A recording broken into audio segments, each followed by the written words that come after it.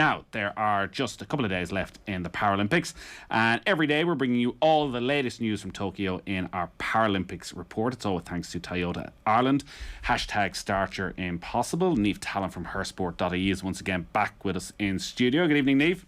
Good evening, how are you doing today? I'm all right. So it was another busy night, overnight for the Irish athletes, and a great night for Pat O'Leary. Yeah, absolutely. The Cork paddler has qualified for both semi-finals. He'd be delighted with that. So he was in the KL3 200 metres in the canoe heat and also in the VL3 200 metres. So yeah, he's progressed through to the two semi-finals. So semi-final, first of them taking place tonight, 2 a.m? Yeah, so it'll be tonight at 2 a.m. in the KL3, which is in the kayak. So that's what you'd probably be used to seeing, which is a double-ended paddle. And this was introduced to the Paralympic Games in 2016. And then he will be racing in the VL2, which is VA. It's an outrigger canoe with a small pontoon attached, and you paddle in between it, so it's a single blade paddle. This is a new event this year, and that will be on Saturday at 10:15 Irish time, so definitely tune in.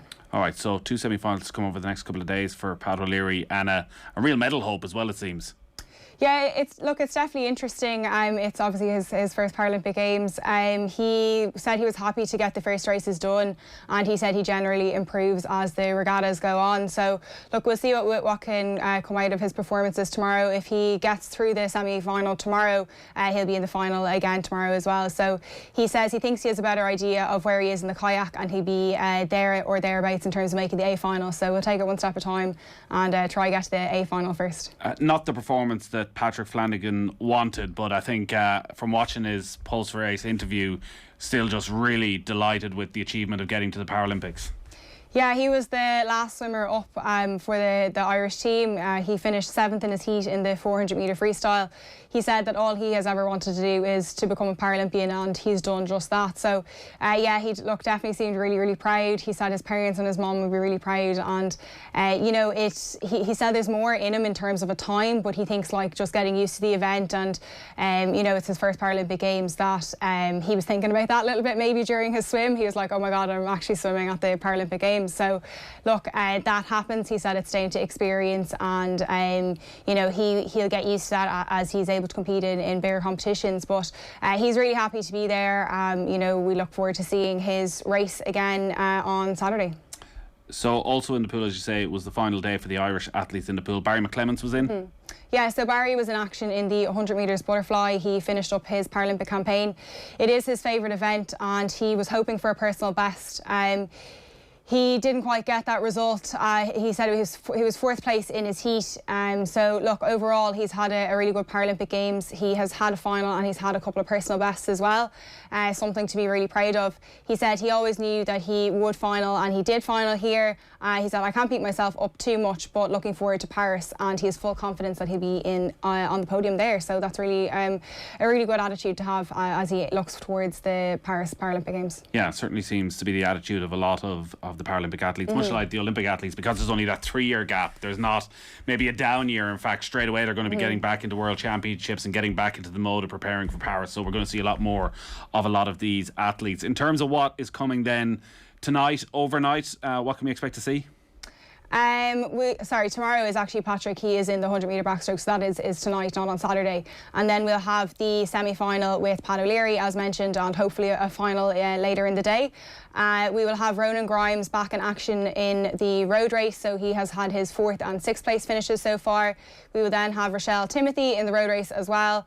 And then we will have Katie George, Dunleavy and Eve McChrystal on the tandem road race, as well as Martin Gordon and Eamon Byrne on the tandem road race as well. So we've had loads of success in terms of cycling so far. We know that Katie George, Dunleavy and Eve McChrystal are looking for another podium finish, and you know, there's some good medal hopes there in terms of the other athletes as well.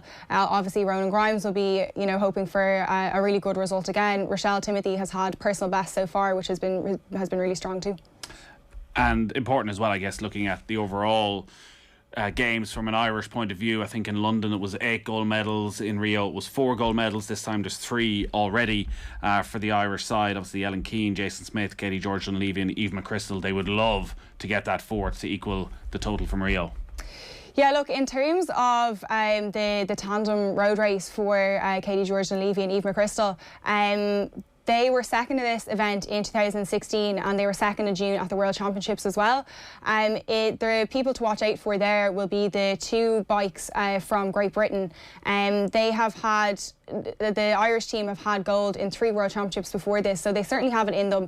They had silver in the event that they got gold in, during the week. They had silver in that in the World Championships as well, so maybe they can pull it out of the bag and upgrade the 2 silver medals to 2 gold at the Paralympic Games. Yeah, it'll be a brilliant finish for the Irish athletes, and can see already that I think they're all due to arrive home over the weekend. They're very early next week, and I'm sure there's going to be a brilliant reception for them all. We're going to get a chance to talk to them and talk about that experience and what the experience was like of Tokyo as well, because that's certainly been brilliant to watch on over the past few days, and a few more days to enjoy it. If you haven't been watching the Paralympics yet, get up early one of the mornings and tune in, or just stay up late at night and watch it then. Niamh, great stuff as always. Thanks a lot for popping into studio for our Paralympic report. We've got a couple more of them to come every single evening here on Off the Ball and throughout the weekend as well. It's all with thanks to Toyota Ireland.